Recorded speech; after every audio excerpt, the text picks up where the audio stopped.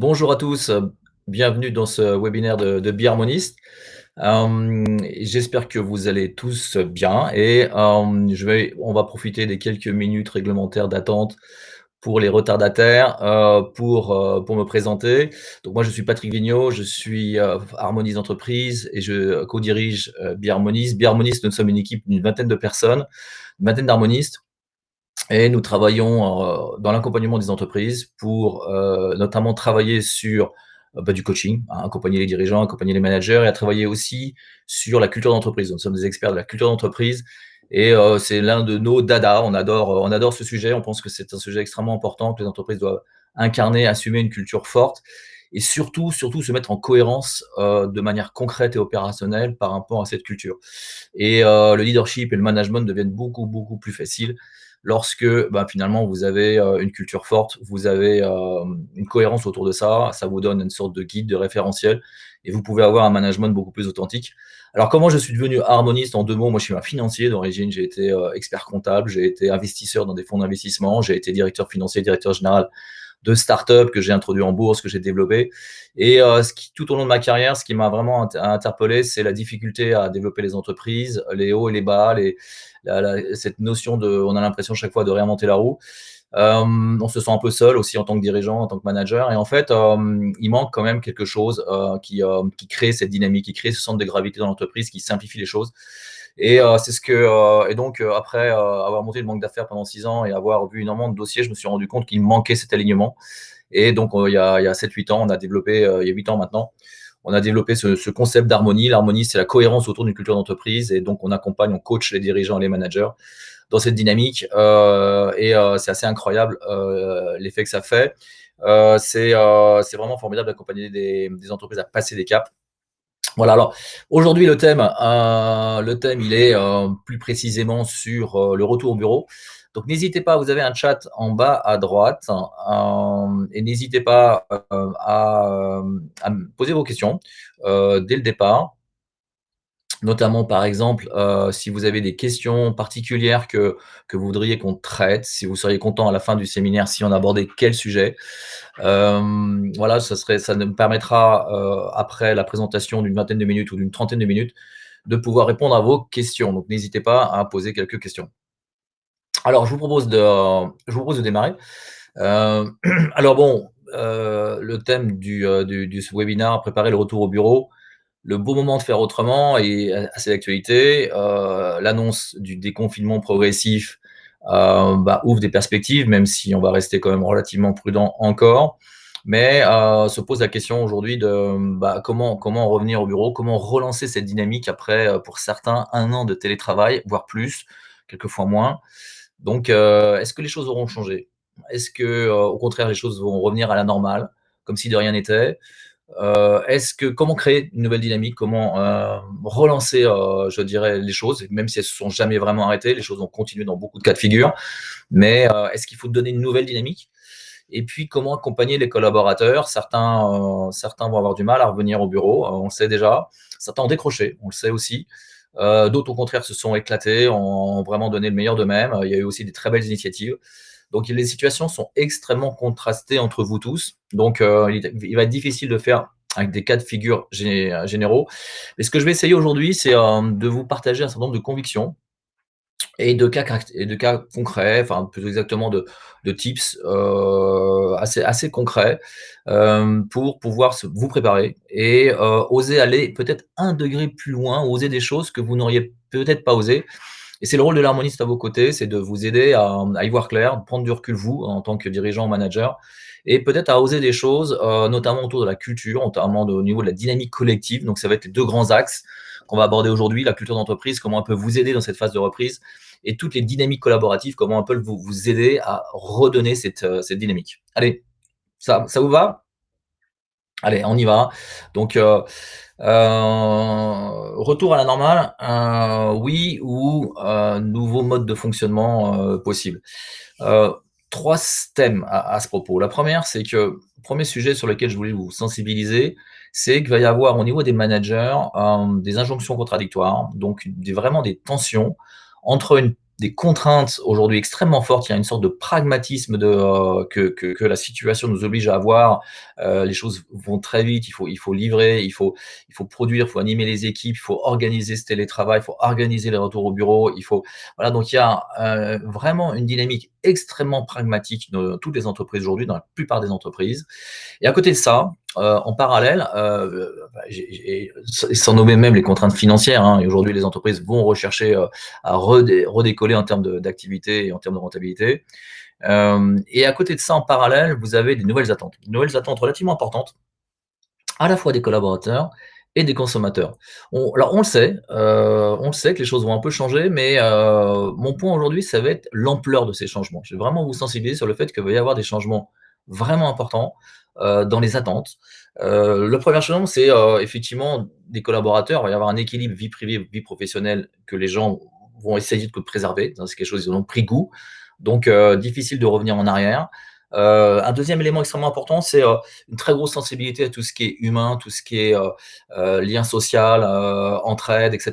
Donc, il y a une dynamique humaine extrêmement importante, donc qu'il faut prendre en compte en tant que dirigeant manager. Et puis un troisième élément, c'est une intolérance vraiment très forte au manque de transparence, d'authenticité, à tout ce qui est incohérence. Aujourd'hui, il y a eu un retour au vrai, en fait, en quelque sorte, un retour à l'authenticité, qui fait que tout ce qui est, je dirais, un peu excessif ou eh ben, va y avoir vraiment une réaction par rapport à ça d'un certain nombre de personnes. Pas de tout le monde, mais d'un certain nombre de personnes. Et enfin, bien sûr, on l'a vu, une quête de sens, une quête d'impact, on a vu le ESG décoller, on a vu les investissements dans les fonds ISR décoller, on a vu vraiment les entreprises à mission se développer, la notion de raison d'être apparaître dans tous les journaux. Il y a vraiment cette notion de quête de sens qui était là, hein. Tout ça, c'était des choses qui étaient larvées déjà, mais qui ont été fortement accélérées avec le Covid. Donc tout ça, on le sait. Ce qui est important, c'est d'en mesurer vraiment l'ampleur. Par exemple, on avait un très, très grand Français de la restauration collective au téléphone récemment, je pense qu'il veut dire. Il nous disait, nous, on est obligé de préparer le retour de nos clients, pour nos clients, le retour des gens dans les cantines et dans les restaurants. L'expérience que vont demander les gens va être différente. Il faut beaucoup plus de chaleur, beaucoup plus de convivialité. Voilà, donc en fait, déjà, on se dit, les choses vont changer aussi, tant vis-à-vis des collaborateurs que dans le service du client, dans la façon de communiquer avec eux, dans la façon, dans l'expérience client que vous allez faire vivre. Donc, tant l'expérience collaborateur que l'expérience client vont nécessiter des changements, des changements. Donc, ça change fondamentalement la façon dont on va faire le business. Et qui est-ce qui va se retrouver au milieu? C'est les managers. C'est les managers, les middle managers, qui vont se retrouver face à ces contraintes et ces demandes, avec des gens qui vont décrocher, des gens qui vont avoir des exigences, etc. Et puis, d'à côté de ça, une pression financière, une pression à délivrer, une pression au pragmatisme, qui fait que c'est pas évident de joindre les deux bouts. Et donc, il va y avoir vraiment ces injonctions contradictoires qu'il va falloir gérer. Et les middle managers vont vraiment être sous le feu. Et donc, il faut les choyer, il faut vraiment clarifier. Et c'est tout l'objectif de cette présentation, c'est comment donner cette dynamique et permettre à ce que les managers soient pas seuls, mais donner une dynamique collective à l'ensemble de l'entreprise. Alors, le deuxième élément très concret que je vous recommande, c'est outre le fait de veiller sur vos managers, le deuxième élément concret, c'est faire un état des lieux, c'est de prendre du recul. Alors vous allez me dire, c'est évident, mais prenez le temps une seconde de vous dire, ok, prendre du recul sur quoi? Par exemple, quel est le degré de fatigue? Quel est le degré d'énergie de vos équipes? Certaines équipes ont très bien passé la crise, d'autres collaborateurs arrivent lessivés, fatigués parce que leurs conditions n'étaient pas favorables, leurs conditions de télétravail n'étaient pas favorables. Donc vous avez des situations extrêmement hétérogènes. Comment fonctionnait le télétravail? Le télétravail était source d'énormément d'informations. Donc est-ce qu'il y a eu une dynamique qui s'est lancée? Est-ce que quelque chose est-ce que ça s'est bien déroulé? Ou est-ce qu'au contraire, le manque de digitalisation, le manque de préparation a créé des problèmes et on va arriver avec énormément de demandes de problèmes à résoudre? Est-ce que certaines personnes ont décroché? Qui? Pourquoi? Est-ce que c'est des situations personnelles? Voilà, quelle est l'ampleur des décrochages? Ça peut vraiment changer votre attitude vis-à-vis de la façon de gérer le retour au bureau. Et puis, est-ce que des silos se sont créés? Ça, c'est une question vachement intéressante parce que forcément, dans cette période de télétravail, les gens ont communiqué de manière moins large, peut-être par plus petites équipes, par plus petits projets, et donc ils se sont créés des silos, des petits silos.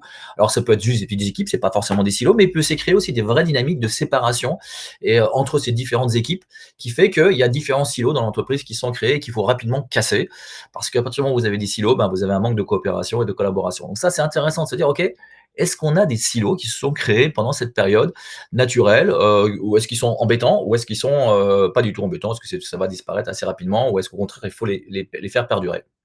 Parce qu'il y a des très belles énergies d'équipe. Un autre enseignement extrêmement intéressant sur lequel on vous recommande, et nous on anime pas mal d'ateliers autour de ça, de dire ces ateliers de codir, de comex, mais aussi d'équipe, pour se dire ok, comment on a passé la crise, et qu'est-ce que ça donne comme enseignement sur la culture d'entreprise. Et est-ce que on a vu notamment des entreprises passer formidablement bien la crise. Je pense, on avait fait un podcast sur Vivaltovi, et vraiment ils ont extrêmement bien passé. Il y a plein d'entreprises là, si vous écoutez notre podcast qui s'appelle Harmony Inside, ou la culture d'entreprise en action, vous verrez des exemples d'entreprises qui ont formidablement bien passé la crise. Je pense à Shine, à Luco, et cetera.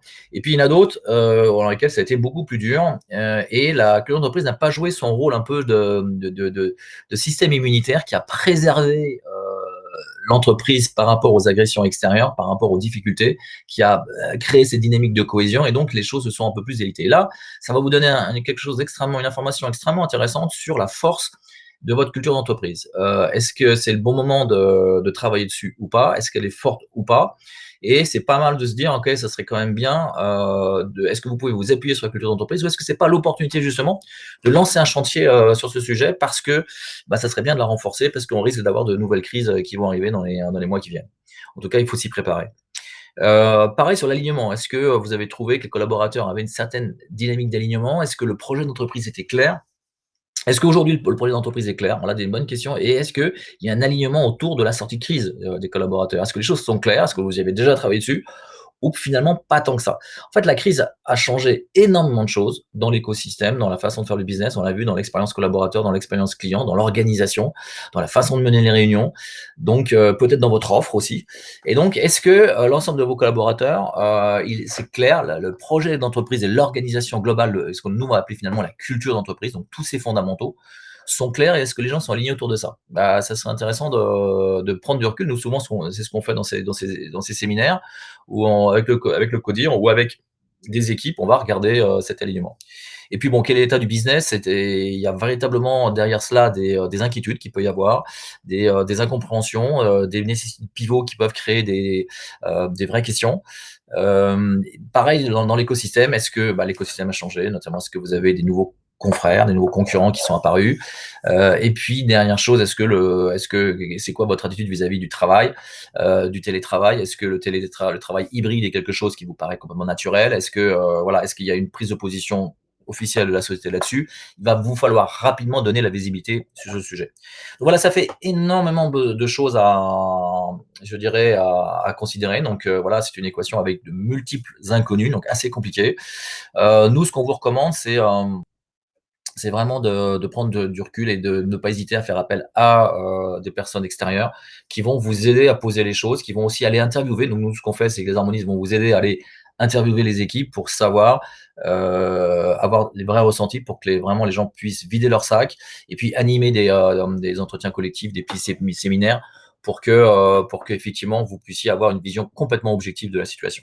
Donc, prenez le temps de faire une prise de recul et d'analyser les choses. Ça vous donnera énormément de clés, et notamment l'harmonie va vous apporter une prise de recul sur la culture, sur les hommes, sur donc la dynamique humaine, sur la culture, donc comment ça s'est passé, et puis une dynamique sur l'ensemble de votre business à 360 degrés. Et c'est vraiment en cela que les harmonistes sont extrêmement originaux dans leur approche. Alors, et le troisième élément, c'est cette notion de, dans cette question du retour à la normale, il y a eu quand même une tentation justement de revenir à la normale, de se dire: «OK, cette période, elle va se terminer, j'ai bien envie d'avoir toutes mes troupes sous la main», et donc il va y avoir un risque de revenir à une sorte de management control, à plus de contrôle, avoir les gens sous la main pour pouvoir, en ayant le sentiment que ça va vous permettre de mieux maîtriser les choses. Et en fait, on s'est rendu compte, c'est très intéressant lors de cette phase de télétravail, qu'il y a eu quand même énormément de productivité. Il y a des gens qui ont moins bossé, ça c'est vrai, mais est-ce qu'ils auraient plus bossé? C'est pas parce qu'ils sont en télétravail qu'ils ont moins bossé. Ils auraient pu être au bureau et devant un écran, ils n'auraient pas bossé tellement plus, mais parce que souvent ces gens étaient soit pas motivés, soit avec des contraintes personnelles, soit pas en adéquation avec votre culture, avec votre projet d'entreprise. Donc en fait, on s'est rendu compte que finalement, le gain du transport, il y a pas mal de gens qui ont travaillé beaucoup, qui ont travaillé même beaucoup plus. On s'est rendu compte que les réunions étaient plus courtes, mieux préparées, et donc ça a généré un certain nombre des phénomènes de productivité, parce que peut-être des process plus de digitalisation, des process mieux orchestrés. Et donc, voilà, donc le risque de revenir à un management de contrôle et de perdre les acquis finalement de cette productivité, et de vouloir reprendre voilà, les choses en main, est-ce que c'est vraiment la bonne façon de faire? Donc, est-ce que c'est pas justement aujourd'hui l'opportunité je dirais, d'arriver à une nouvelle normalité, de repositionner, d'arriver à une nouvelle mode de fonctionnement. Donc c'est vraiment ce sujet qu'on voulait aborder ensemble avec vous, et de se méfier de je dirais, de ce réflexe de reprendre les choses en main, de reprendre le contrôle. Et finalement, le Covid a permis de basculer d'un management de contrôle à un management beaucoup plus confiance. Est-ce que c'est pas le moment de continuer dans cette voie-là et de pas donner le sentiment justement aux équipes qu'on va revenir en arrière et donc créer un phénomène de démotivation extrêmement important? Voilà, donc et finalement, c'est plutôt une continuité du télétravail qu'il faut chercher, plutôt que de revenir à une situation antérieure. C'est vraiment ça le grand message. Je ne sais pas si ça vous parle. Euh, et deuxième étape dans cette présentation, c'est comment recréer cette niaque, comment créer cette dynamique. Voilà. Et là, trois approches. Une approche d'abord très collective, très corporate de l'ensemble de l'entreprise, pour regonfler les troupes et pour remettre tout le monde au même bateau. Une deuxième approche qui va être des tips, et notamment des exemples d'ateliers pour donner des dynamiques d'équipe et impliquer les gens dans un certain nombre de chantiers pour créer cette dynamique collective, c'est que le fait que les gens prennent les choses en main et participent je dirais, à codéfinir le nouveau mode de fonctionnement. Et puis une dynamique très individuelle de chacune des personnes. Et c'est vraiment ce travail, vous allez arriver à recréer cette énergie et la motivation. C'est lorsque chaque individu est animé et véritablement motivé par rapport à son intérêt personnel dans le cadre d'une équipe, dans le cadre d'une entreprise, dans le cadre d'un écosystème. Et c'est cet alignement global qui crée finalement ce phénomène de motivation. Et tout en haut, il y a vraiment le projet d'entreprise, ce que nous on appelle la culture, mais c'est l'ensemble des fondamentaux qui font que les collaborateurs sont autonomes. On va voir, je vais vous dire à peu près ce que fait, mais l'idée, c'est de se dire, les choses ont forcément changé, le cadre a un peu évolué, voire beaucoup. Les règles du jeu ont un peu évolué, voire beaucoup, et c'est le moment vraiment excellent, et vous l'avez peut-être déjà fait pour certains d'entre vous. On voit pas mal d'entreprises qui ont déjà lancé le mouvement pour vraiment clarifier et définir ces choses. Alors, je vais vous donner un exemple très concret pour une entreprise que l'on a accompagnée là. Donc c'est quelque chose qui date de la semaine dernière. En fait, une équipe 100% en télétravail de plusieurs dizaines de personnes, mais une petite équipe. Et pourquoi le dirigeant a fait appel à nous? Il a fait appel à nous parce que il sentait qu'il y avait des tensions en interne et que après une dynamique assez favorable du début du télétravail, les choses partaient, il y avait des sortes de quiproquos, des tensions entre les équipes. Et donc le dirigeant nous a demandé de voir comment on pouvait finalement aligner l'ensemble de ces équipes et redonner une énergie collective. Et nous, on a une approche qu'on appelle la culture map, et on va aller clarifier, on va interviewer les différentes personnes des équipes, soit de manière collective, soit par sondage, soit de manière individuelle, et on va parcourir toute la culture d'entreprise. Alors, la culture pour nous, c'est un why, un where, un how et un what. Alors pour ceux qui sont intéressés, n'hésitez pas à m'appeler, je vous rentrerai beaucoup plus dans le détail, mais c'est pas le sujet de ce webinaire.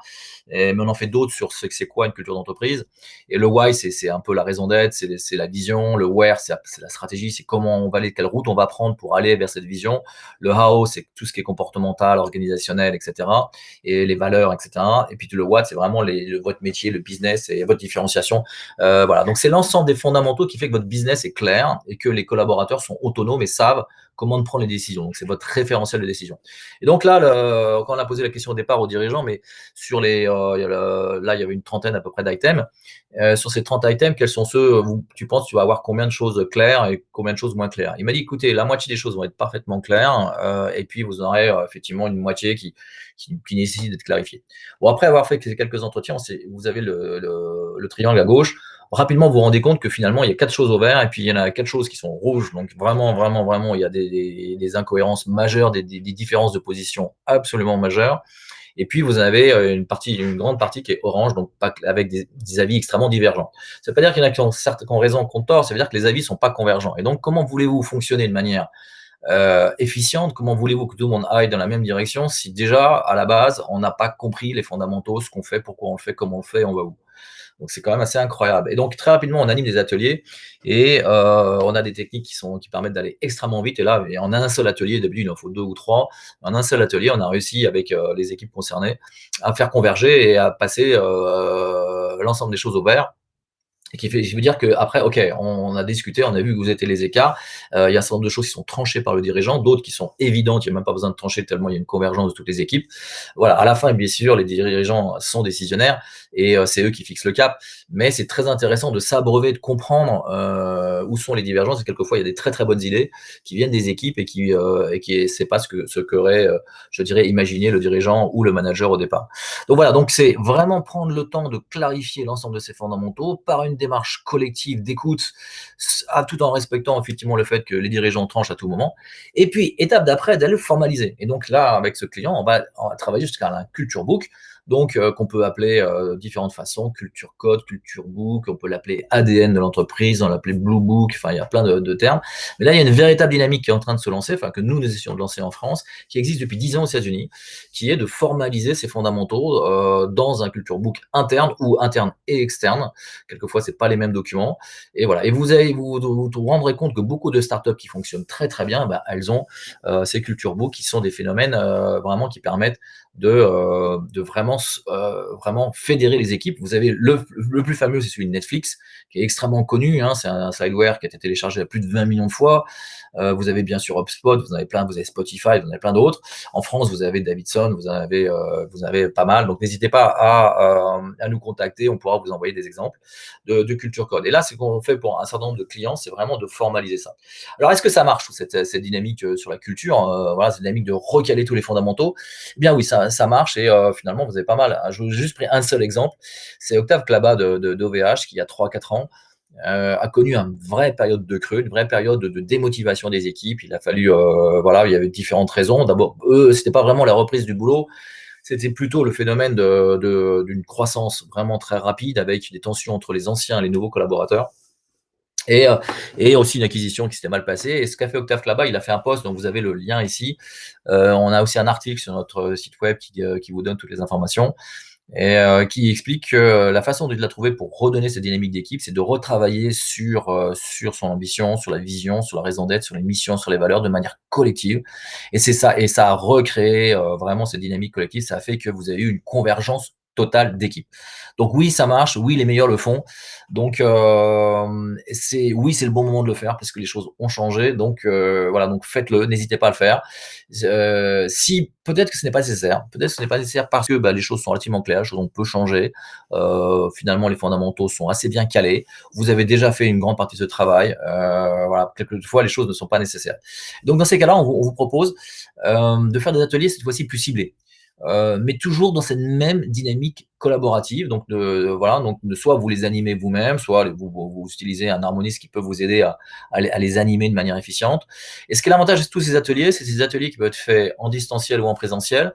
Et on reste quand même aujourd'hui en télétravail, on reste en distanciel. Et donc, on se dit, je vais attendre la reprise pour lancer ces ateliers et faire du team building. Le gros message que je voulais vous passer aujourd'hui, c'est que séparez bien ces ateliers où vous allez recréer cette dynamique collective autour d'un projet, autour de fondamentaux clairs, autour de nouveaux modes de fonctionnement, du team building. Et le team building, lorsque vous pourrez faire du team building véritablement en présentiel, c'est indispensable, les gens ont besoin de se voir. Dans ces cas-là, faites du team building purement fun, purement collectif, purement boire un verre ensemble. Ne mélangez pas à ce moment-là du travail, mais profitez, n'attendez pas, je dirais, l'ouverture, la fin totale du télétravail pour lancer des ateliers collaboratifs. Alors ici, je vous donne 8 idées d'exemples d'ateliers que l'on anime aujourd'hui, qui sont plutôt des choses que l'on voit chez nos clients et dans les entreprises de manière générale. Le premier élément, c'est de tirer des leçons sur le télétravail. Bon, on en a dit, hein, on a un peu parlé tout à l'heure, mais non, mais prenez vraiment le temps de vous dire, OK, qu'avons-nous fait de nouveau lors de cette période de télétravail qu'il faut continuer à faire? Voilà, qu'est-ce qu'il ne faut pas arrêter de faire? Qu'est-ce qu'on a arrêté de faire pendant cette période de télétravail qu'il faut continuer à arrêter de faire? Voilà. Et puis, OK, on va revenir en présentiel en tout ou partie. Présentiel pour faire quoi? Qu'est-ce que va apporter ce présentiel, en fait? Comment on peut vraiment bien utiliser le présentiel? Voilà, c'est des 3 exemples de questions qui vont vous permettre de vous dire: «OK, allons jusqu'au bout» et là, vous faites un atelier collaboratif ou plusieurs pour aller chercher des enseignements et faire participer vos équipes à la co-construction d'un nouveau mode de fonctionnement, prouvant que les choses ont changé. Heu, Télétravail hybride, si vous partez sur un télétravail hybride, OK, c'est quoi les règles de fonctionnement du télétravail hybride? Là encore, on a fait pas mal d'ateliers lors de dans cette dernière période pour définir de manière collective les règles de fonctionnement du télétravail, les règles de fonctionnement du télémanagement. Bah là, voilà, bah, refaites un atelier sur c'est quoi les règles de fonctionnement du télétravail ou du travail hybride. Bien sûr, des questions sur les locaux. Est-ce qu'il faut envisager de les réagencer, de les réhabiliter? Voilà, c'est très lié à la question de tout à l'heure, c'est-à-dire comment on va utiliser aujourd'hui le temps de présentiel? Comment on veut travailler? Est-ce que la façon dont les locaux étaient aménagés était favorable pour faire ce qu'on a envie de faire pour les 24 prochains mois? Voilà, donc les méthodes de travail ont changé, les notions de travail hybride, vont nécessiter plus de convivialité, peut-être plus de réunions, plus d'espaces de réunion voilà, qu'avant. Voilà, donc très, très bonne occasion de rassembler les équipes et de leur demander leur avis et comment ils aménageraient eux-mêmes leurs locaux. Je pense notamment à une société il y a longtemps, il y a 3-4 ans qui, m'avait étonné là-dessus. C'est une société qui s'appelle Cyrus Conseil et Cyrus avait vraiment, complètement changer ses locaux. Bon, c'est une société de gestion de fortune, donc vous voyez, ils étaient dans le boulevard Haussmann avec des appartements, plutôt haussmanniens, très classiques, assez feutrés et lorsqu'ils ont déménagé, ils ont voulu complètement révolutionné les choses et ils ont pris un plateau entier au-dessus des Galeries Lafayette ou dans un immeuble vraiment une sorte de plateau dans un immeuble moderne. Et ils ont fait en sorte que ce soit leurs équipes qui designent complètement l'agencement des bureaux jusqu'au mobilier, etc. Ça a été assez loin. Et le résultat est absolument exceptionnel, tant dans l'agencement que dans la déco, que dans la façon de vivre. Ils ont fait une cuisine énorme, qui est un espace de vie incroyable. Là, au départ, sur 150 personnes, il y avait 10 personnes qui déjeunaient ensemble. Maintenant, il y a 80 personnes qui déjeunent tous les jours ensemble. C'est radicalement différent. Voilà, donc vous pouvez vraiment faites confiance à vos équipes voilà, dans leur capacité innovante d'idées-action qu'ils peuvent avoir. Des questions aussi sur l'organisation. Aujourd'hui, voilà, il y a eu on parlait de management de confiance, d'organisation plus horizontale. Est-ce que c'est pas le moment d'aller plus loin, d'ancrer les choses vers des organisations par cercle? On voit des entreprises pas basculer en entreprise libérée, en holacratie, etc. Donc nous avons au sein des Harmonies des experts de ça. Est-ce qu'il faut y aller? Dans quelles conditions y aller? Voilà, donc on peut vous accompagner dans cette démarche-là. Et puis aussi dans tout ce qui est rituel et réunions, est-ce que c'est pas le bon moment de repositionner trop de réunions avant? Pas assez de rituels mettant en valeur la culture d'entreprise. Est-ce que c'est pas le bon moment de redéfinir les rituels et les réunions? Beaucoup de travail sur les valeurs, hein, notamment, je pense à notre dernier podcast, Shine, Luco, etc. Beaucoup de startups ont profité, startups version scale-up, hein, vraiment des success stories françaises actuelles, ont profité de cette période pour aller un degré plus loin dans leurs valeurs, dans leur expression, ou pour les revisiter, pour les redéfinir. En tout cas, pour générer une dynamique collective autour des valeurs. Donc ça, c'est vraiment des choses qui sont pas faciles à faire, pas si facile que ça à faire. Voilà, c'est là qu'un harmoniste qui est à la fois coach, à la fois expert en culture d'entreprise peut vous aider. Et puis, on voit énormément d'initiatives autour de tout ce qui est RSE, empreinte carbone, B Corp. Voilà, énormément d'aujourd'hui d'entreprises regardent ça. On voit sur notre site web énormément de recherches autour des entreprises à mission, de la raison d'être, des aspects B Corp.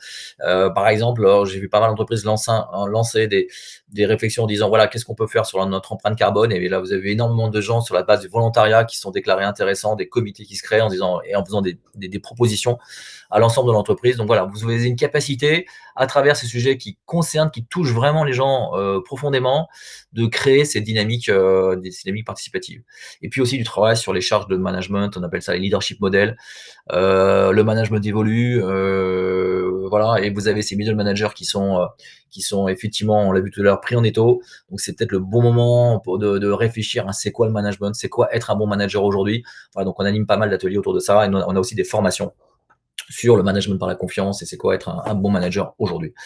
Donc tout ça pour vous donner l'idée est simple, c'est de derrière redonner aux gens la capacité de s'approprier ces sujets, de travailler en petits groupes sur la base souvent du volontariat, mais vous allez vite voir ceux qui sont enflammés, ceux qui ont envie de participer, qui ont envie de relancer les choses, ceux qui sont un petit peu à côté, et vous allez vite voir ceux qui sont décrochés.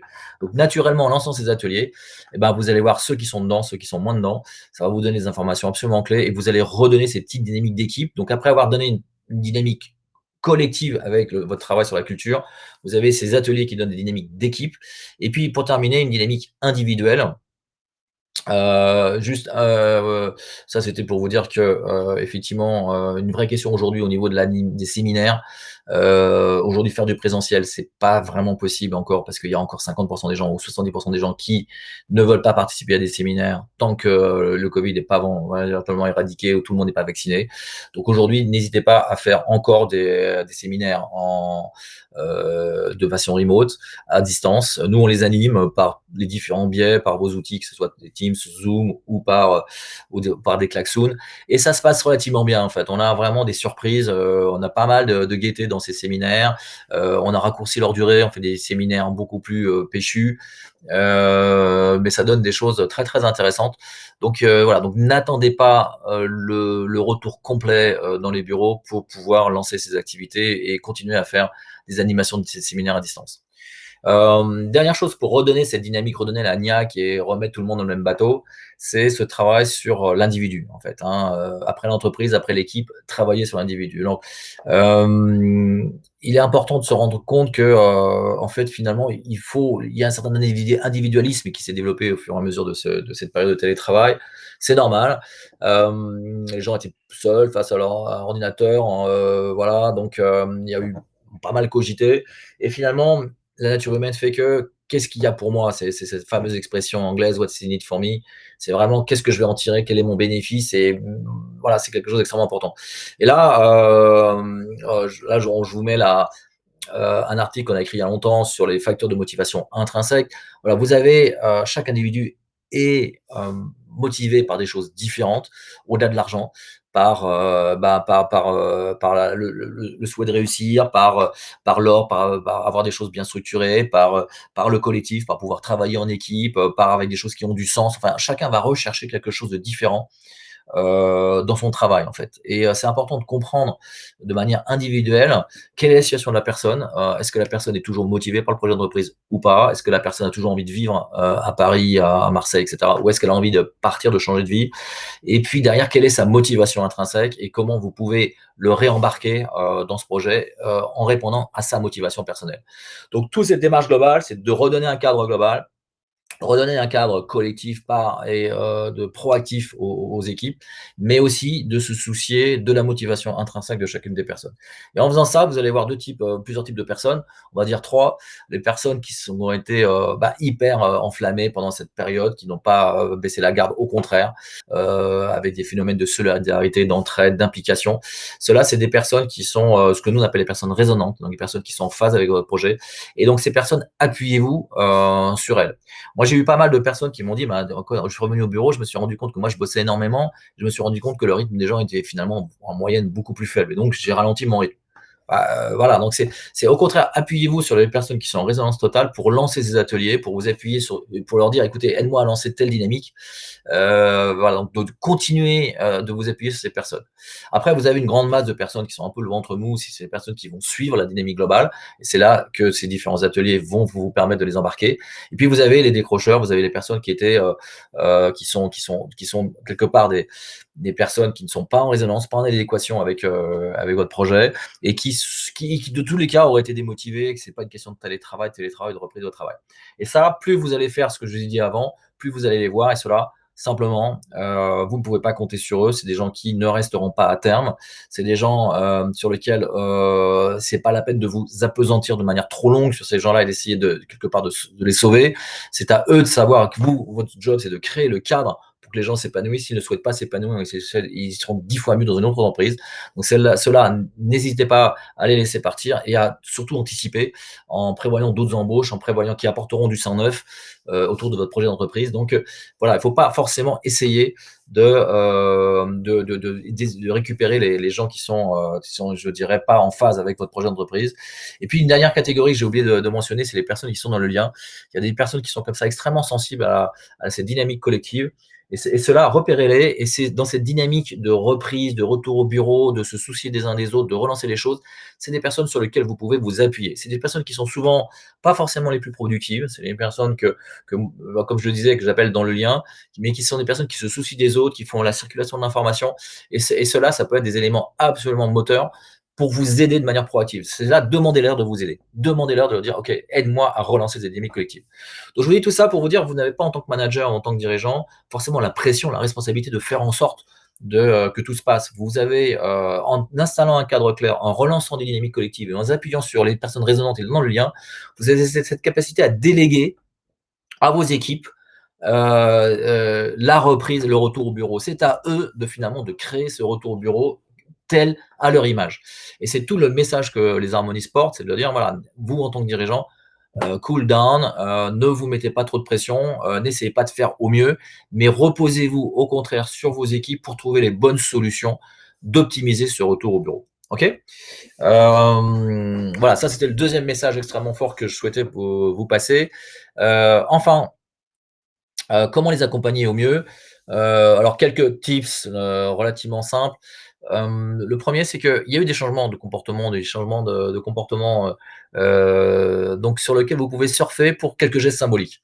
Alors c'est plus de l'ordre de l'anecdote, mais ça peut marcher. Ça peut très, très bien marcher parce que c'est pas mal dans cette période de changer un peu les choses et vous avez eu notamment, je vais vous donner un exemple, un retour à la cuisine, un retour, peut-être à la cuisine plus saine, à manger mieux, voilà, donc c'est peut-être le bon moment de prendre un abonnement pour avoir des fruits ou pour revisiter les menus ou de la cantine, etc. C'est voilà, il y a une dynamique autour de ça. Il y a eu évidemment, les gens ont fait peu de sport, donc c'est peut-être le moment de redonner des dynamiques de cours collectifs, etc. etc. Et vous avez plein de choses autour de ça. Un autre élément, en fait, les gens ont pris vraiment plaisir à travailler au vert.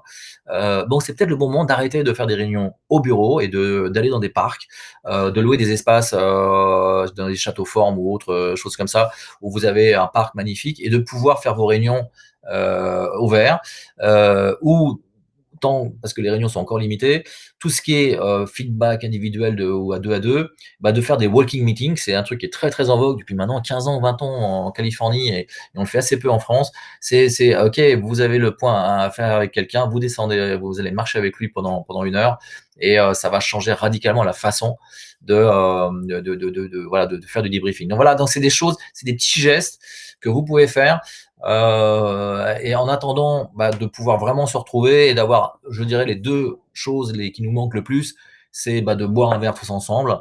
Et puis deuxième élément, c'est de fêter les succès. En fait, on s'est rendu compte dans cette période, il y avait moins de fêtes, moins de célébrations, c'est normal. On essayait de les faire, mais c'était plus compliqué. Donc prendre le temps de faire la fête, de fêter le succès. Il y a eu des choses extraordinaires qui sont passées pendant cette période de Covid, vraiment des initiatives étonnantes des équipes, je suis sûr, des victoires aussi que vous avez obtenues. Donc c'est le bon moment de les fêter. Voilà. Donc tant que vous pouvez pas le faire, vous pouvez faire quand même un certain nombre de gestes comme ça. J'irai les décrocher, j'en ai déjà parlé tout à l'heure. C'était vraiment de se dire, ne vous mettez pas la pression, donnez cette dynamique collective et travaillez sur les décrochés qui ont vraiment des problématiques personnelles, des problématiques, vraiment et là l'entraide et la solidarité collective est importante. Mais pour les personnes qui ne sont plus dans le projet, laissez-les, voilà, laissez-les, vivre leur vie et éventuellement, essayer de leur faire prendre conscience qu'ils seront mieux ailleurs. Mais n'essayez pas de vous accrocher à essayer de gérer les décrochés, si je peux me permettre. Et puis, dernière chose sur la posture du manager. Quelle posture adopter dans cette période? Bon, quelques tips, mais qui sont, je dirais aujourd'hui assez partagés. Le premier pour nous, je veux dire, c'est une déformation professionnelle de l'harmonisme, mais c'est qu'il est important de donner un cap clair, donc de vraiment créer un cadre. Donc c'est ce que nous vraiment on milite, c'est que le cadre, ce qu'on appelle la culture d'entreprise, les fondamentaux soient vraiment clairs et que les choses aient du sens. Donc il ne s'agit pas de donner du sens aux gens, c'est vraiment que les choses aient profondément du sens. Et puis après, c'est de travailler dans l'exemplarité, dans la cohérence autour de ça. Donc si déjà vous arrivez à donner du sens, donc avoir recréé cette dynamique, cette vision de l'entreprise, cette raison d'être, être bien calé sur vos valeurs et d'avoir des décisions et des actions qui sont en cohérence, déjà, vous tomberez pas à plat. Déjà, vous aurez énormément de crédibilité. Le troisième élément, c'est de ne pas vouloir forcément prendre la pression aussi de tout savoir. Aujourd'hui, on est dans une période où il y aura énormément de changements qui nécessitent de l'agilité. Vous ne pouvez pas tout savoir. Et donc, soyez transparent et montrez votre vulnérabilité. Raisonnez par scénario. Voilà, là, je ne sais pas. N'osez pas dire je ne sais pas. Et puis, en revanche, de dire s'il se passe ceci, ben on fera ça. S'il se passe cela, on fera là, on fera ça. En tout cas, essayez d'être le plus direct et transparent, simple possible dans votre communication.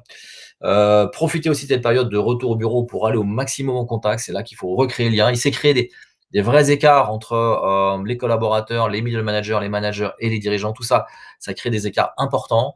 Donc, c'est le bon moment de recréer, de se soucier et de recréer un ensemble de contacts. Et cinquième élément, essayer de préserver cet esprit d'entraide qu'on a vu pendant le Covid. Il y a eu des formidables initiatives. Essayez de le maintenir parce que c'était quand même quelque chose de très beau. Les gens étaient très sensibles. Donc, si vous arrivez à vraiment continuer dans cette droite ligne, c'est vraiment quelque chose de formidable. Travailler sur l'intelligence émotionnelle. Voilà, donc là aujourd'hui il y a cette sensibilité, on l'a vu en introduction, sur les notions humaines, sur les notions de sens, sur les notions de cohérence. Donc c'est le bon moment de former vos équipes aux soft skills. C'est vraiment vraiment important. L'un des exemples de soft skills les plus flagrants, c'est le feedback. On ne faisait pas assez de feedback avant. On en a fait un peu plus pendant cette période parce que les gens étaient à distance, donc les managers avaient pour fonction de s'enquérir de l'état de santé, de l'état de santé mentale aussi des différents collaborateurs. Mais en fait, le feedback n'était pas forcément toujours bien fait. Et vous voyez, quand même, les plus belles boîtes, elles ont un degré de feedback, de monitoring, de sondage, de feedback individuel, de débriefing, de transparence au niveau des informations qui est énorme. Je vous recommande notamment d'écouter sur le feedback le podcast qu'on a fait avec Jérôme Leca de Scality. Scality, c'est une des plus belles startups françaises. Qui réussit vraiment très bien à l'international, qui est franco-américaine et qui est présent dans le monde entier. Et Jérôme Leca nous explique comment lui il fait son feedback. C'est vraiment vraiment impressionnant. Il a vraiment une culture du feedback qui est vraiment vraiment poussée. Donc n'hésitez pas je vous ai mis aussi là un lien vers un post que j'ai émis sur c'est quoi un bon feedback. Donc n'hésitez pas à le lire et le commenter. Voilà, donc là, vous pouvez vraiment avoir une marge de progression très importante là-dessus et c'est ça qui vous donnera des informations en retour pour pouvoir ajuster le tir et pour pouvoir avoir la juste mesure de la bonne façon de gérer le retour au bureau. Et puis surtout, je vais terminer par une éloge à la simplicité parce que en fait, on a tous gagné pas mal de temps dans cette période du Covid, moins de travail, moins de travail. Non, en fait, pas vraiment moins de travail, mais en tout cas moins de déplacements. Moins de déplacements, des réunions plus courtes. Et en fait, ça a permis d'être quelquefois beaucoup plus productif. Et lorsque vous allez revenir au bureau, il va y avoir du temps de transport, il va y avoir plus de réunions, il va y avoir plus de temps nécessaire pour aller au contact, pour renouer les liens. Et vous allez avoir tous ces chantiers que je vous ai proposés avant, qui vont, voilà. Puis il va y avoir plein de projets qui vont démarrer. Et donc, vous allez être sous l'eau. Donc les collaborateurs vont être sous l'eau et donc il va y avoir un phénomène d'un risque de saturation. Donc, dans cette période, il faut vraiment essayer de limiter le nombre de projets. Il faut vraiment essayer d'aller vers la simplicité à outrance parce qu'il ne faut pas vouloir remettre un certain nombre de chantiers. C'est peut-être pas le moment de changer le système d'information, etc. Voilà, il y a plutôt un phénomène de temporisation, d'aller à la simplicité et de faire plutôt plus simple que trop complexe parce que sinon, vous allez avoir un phénomène de saturation et de déception très important des collaborateurs. Donc, pour terminer, votre posture de manager, voilà, va dépendre énormément de votre contexte, va dépendre de la situation de chacun des collaborateurs. C'est ce qu'on appelle le management situationnel. Essayez de continuer vers un management de confiance. Voilà, n'hésitez pas à vous former à ça. On a des formations sur le management de confiance que nous animons et qui vraiment pour faire en sorte que les collaborateurs, que les managers connaissent les techniques pour le mener. C'est pas toujours évident. Là, je vous mets un lien vers notre formation management. Et puis, tout ça vous amène à, quelque part, aussi avoir un management très authentique. C'est-à-dire l'idée, c'est n'essayez pas d'être... soyez vous-même, et plus vous serez vous-même, plus les choses sont faciles en termes de manager. Voilà, donc... je voulais terminer de cette présentation. Merci beaucoup d'avoir participé jusqu'au bout à cette présentation de retour au bureau. Le grand message, c'est voilà, je vous ai donné ces techniques pour ne pas prendre la pression vous-même de ce retour au bureau, mais que ça soit vos équipes qui, je dirais, soient motrices, tant dans la dynamique de redéfinir les fondamentaux et la culture d'entreprise, c'est le bon moment de lancer des échantillons là-dessus, que par des ateliers collaboratifs, que par un travail individuel sur lequel vous allez vous appuyer sur les personnes qui sont résonantes ou les personnes qui sont dans le lien, qui vont vous aider à trouver la bonne mesure. Et c'est ça qui est vraiment exceptionnel, c'est trouver votre propre façon de faire de retour au bureau. Donc, je vous ai donné un certain nombre de recettes, mais il y a votre recette à vous et c'est celle-là qui compte. Et vos équipes savent quelles sont les bonnes recettes. Donc, vous, c'est à vous d'animer ça. Mais votre responsabilité, elle est véritablement, et c'est ce que j'ai mis dans la slide d'après, sur la définition du cadre et des fondamentaux. Souvent, il y a un énorme écart. Vous avez vu les deux, rappelez-vous, les deux triangles, hein, celui qui était orange et rouge, beaucoup avec très peu de vert, et ensuite celui qui était vert. Votre rôle, c'est vraiment de faire en sorte que le cadre soit clair dans cette phase de reprise. Et moi, je suis vraiment étonné chaque fois, et c'est incroyable, l'écart entre votre perception en tant que dirigeant et manager et la réalité de la perception des collaborateurs. Et donc, c'est vraiment là où les harmonistes peuvent vous aider. Hop, on fait cette petite culture map, on fait un petit check de OK, sur tous les points des fondamentaux de l'entreprise, est-ce qu'on est bien calé? Et on fait bien reconverger tout le monde rapidement. Et on peut même aller jusqu'à la formalisation de ça sous la forme d'un culture book. C'est vraiment la bonne façon de faire. C'est notre offre, la troisième offre que vous avez ici, puisque nous avons trois façons d'intervenir, soit par du coaching tout simplement pour vous aider dans cette prise du recul, vous, comment gérer les choses. Et deuxième élément, pour résoudre un enjeu plus précis, travailler par exemple sur les valeurs, travailler sur le parcours collaborateur. C'est peut-être le bon moment de former les gens au management par la confiance, etc. Donc là, on vous aide sur un chantier particulier. Et ce qu'on aime aussi faire, bien sûr, c'est ce travail de fond sur la culture map, culture book, jusqu'à l'animation d'une culture team. Voilà, je vous remercie beaucoup pour votre écoute. Bon, j'ai un peu dérapé, mais on est encore dans les 45 minutes qui étaient prévues. Est-ce qu'il y a des réactions par rapport à ça? Merci Alexandre. Est-ce que vous avez notamment des questions? Comment vous, quel est à votre avis vous votre enjeu numéro un? Quel est l'enjeu numéro un auquel vous allez penser devoir affronter? Quelle est quelque part votre crainte dans cette reprise? Est-ce que certains d'entre vous ont des choses à partager? N'hésitez pas aussi, pendant que je vous laisse réfléchir à ça, à prendre rendez-vous avec moi, c'est-à-dire que vous avez un bouton là, un petit bouton rouge en haut, cliquez ici, c'est simplement pour prendre rendez-vous. Donc si vous avez accès à mon agenda, et si vous avez notamment votre cas particulier, voilà, je sais que certains d'entre vous ont plusieurs milliers de personnes qui vont revenir au bureau. Donc voilà, si vous voulez échanger de manière confidentielle en dehors de ce webinaire, eh ben, je serai vraiment très disponible pour vous. Voilà. On parle souvent de rituels. C'est Vivien qui nous pose une question. Vivien, que je salue. Je vois très bien qui tu es. J'ai Vivien Pertuso qui est notamment le rédacteur de la Machine à Sens, qui est une formidable newsletter sur la raison d'être. Donc, j'ai pas mal parlé de raison d'être tout à l'heure. Et donc, je vous encourage vraiment vivement à vous abonner à la Machine à Sens. C'est une newsletter qui est hebdo, et il y a aussi des interviews. Et vous saurez tout sur l'entreprise à mission, sur le B Corp, sur les B Corp, etc. et sur comment donner du sens. Voilà, donc Vivien est le grand spécialiste de ce sujet. Voilà, donc on parle souvent de rituels. Peux-tu nous donner quelques exemples? Oui, les rituels, c'est quelque chose d'extrêmement important dans la culture d'entreprise, parce que c'est ce qui va préserver finalement votre culture, ce qui va préserver l'âme, c'est ce qui va la durée dans le temps. Donc, par exemple, des exemples de rituels, notamment, je vous donne un exemple, Château Forme, ils vont tous les trimestres, ils vont repérer, ils ont pas mal de valeurs, ils ont plus de valeurs que nous on recommande, mais ils ont une 7 valeurs, je crois. Et pour tous les trimestres, ils mettent en valeur une des personnes, une des équipes qui a vraiment représenté le mieux l'une des valeurs qu'on fait une action d'éclat dans la représentation d'une de ces valeurs. Voilà l'exemple d'un rituel tout simple qui peut être fait. On a vu aussi, par exemple, je pense à le podcast qu'on a fait avec le hibou. Vous avez, c'est l'avant-dernier podcast où Christophe Becdelièvre explique que dans ses rituels, il a des réunions hebdomadaires avec l'ensemble de ses équipes. Et à la fin de la réunion hebdomadaire, il y a automatiquement, ils sont pas nombreux, ils sont une quarantaine. Il y a des one-on-one qui sont organisés de manière complètement aléatoire, et pendant 10 minutes, les gens, je crois que c'est 3 fois 10 minutes, les gens voilà, ont comme ça une rencontre, une sorte de speed dating, où ils font le point les uns avec les autres de manière extrêmement rapide. Et c'est voilà, et c'est institutionnalisé et ça permet aux gens de rencontrer tout le monde dans l'entreprise. Voilà, c'est vraiment ce genre de choses qui vont permettre de